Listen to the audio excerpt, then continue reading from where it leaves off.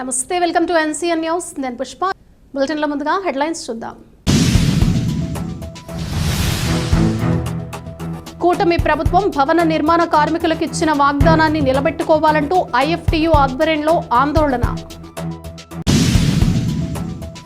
తూర్పుగోదావరి జిల్లా నిడదవోలు మండలం పెండ్యాలలో ఐఎఫ్టీయూ అనుబంధ ప్రగతిశీల భవన నిర్మాణ కార్మిక సంఘం సమావేశం యూనియన్ ప్రెసిడెంట్ వాకా సత్యనారాయణ అధ్యక్షతన నిర్వహించారు. అనంతరం గడిచిన వైసీపీ ప్రస్తుత కూటమి ప్రభుత్వం భవన నిర్మాణ కార్మికుల పట్ల అనుసరిస్తున్న వైఖరికి నిరసనగా ఆందోళన నిర్వహించారు. ఈ సందర్భంగా ఐఎఫ్టీయూ ఉమ్మడి పశ్చిమ గోదావరి జిల్లా సహాయ కార్యదర్శి ఈమని గ్రీష్మకుమార్ మాట్లాడుతూ గడిచిన 6 సంవత్సరాల కాలంలో భవన నిర్మాణ కార్మికులు ఏ విధంగా ఆర్థిక పరిహారాలు అందక తీవ్రంగా నష్టపోయారని, ఏ పాలకులు అధికారంలోకి వచ్చినా శ్రమజీవులను వంచిస్తున్నారని, కూటమి ప్రభుత్వం ప్రతి గ్రామంలోనూ భవన నిర్మాణ కార్మికులకు వాగ్దానాలు చేస్తే ఓట్లు వేయించుకుని అధికారంలోకి వచ్చి 8 నెలలైన కార్మిక సంక్షేమం మరిచారని, తక్షణమే తమ వాగ్దానాన్ని నిలబెట్టుకోవాలని భవన నిర్మాణ కార్మిక సంక్షేమ మండలిని పునరుద్ఘాటించాలని డిమాండ్ చేశారు.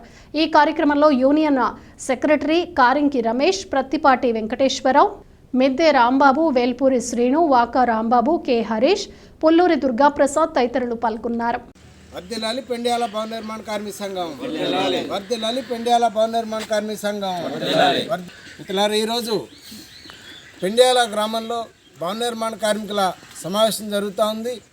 ఈ సందర్భంగా భవన నిర్మాణ కార్మికులు గత 6 సంవత్సరాల కాలంగా ఎదుర్కొన్నటువంటి వివిధ సమస్యల మీద చర్చించడం జరిగింది. గడిచిన ప్రభుత్వం భవన నిర్మాణ కార్మికులకి తీవ్రమైనటువంటి ద్రోహం చేయడం జరిగింది.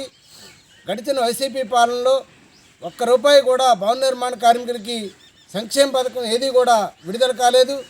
తాము నవరత్నాలు అమలు చేస్తున్నాం అనేటువంటి పేరిట భవన నిర్మాణ కార్మికులకి గత 40 సంవత్సరాలుగా కేంద్రం, సుప్రీంకోర్టు సూచనల మేరకు ఆంధ్ర రాష్ట్రంలోనే కాకుండా మొత్తం దేశవ్యాప్తంగా అమలవుతున్నటువంటి అనేకమైన సంక్షేమ పథకాలు ఉన్నాయి.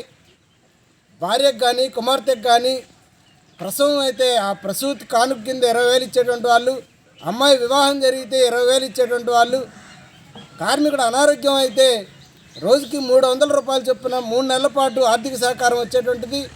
అదే రకంగా సహజ మరణానికి 80,000, ప్రమాద మరణానికి ₹5 లక్షల ఆర్థిక సహకారం వచ్చేటువంటిది. ఇదంతా కూడా భవన నిర్మాణ కార్మిక సంక్షేమ మండలి నుంచి కార్మికులకి లభించేటువంటిది. అయితే వైసీపీ ప్రభుత్వం దీన్ని మొత్తం నిలుపుదల చేయడం జరిగింది. కూటమి ప్రభుత్వం అధికారంలోకి రావడానికి ముందర ప్రతి గ్రామంలో, ప్రతి పట్టణంలో, ప్రతి బహిరంగ సభలో కూడా భవన నిర్మాణ కార్మికులకి న్యాయం చేస్తామని, ఈ సంక్షేమ మండలిని పునరుద్ధరిస్తామని, దీని ద్వారా వచ్చేటువంటి వివిధ పథకాల అమలుకి తాము పూనుకుంటామని చెప్పేసి హామీ ఇవ్వడం జరిగింది. కూటమి ప్రభుత్వం 8 నెలల కాలమైంది వీరు అధికారంలోకి వచ్చి. అయితే ఇప్పటి వరకు కూడా తాము ఏదైతే వాగ్దానం చేసి అధికారంలోకి వచ్చారో ఇప్పటిదాకా దాన్ని అమలు చేయడానికి పూనుకోలేదు.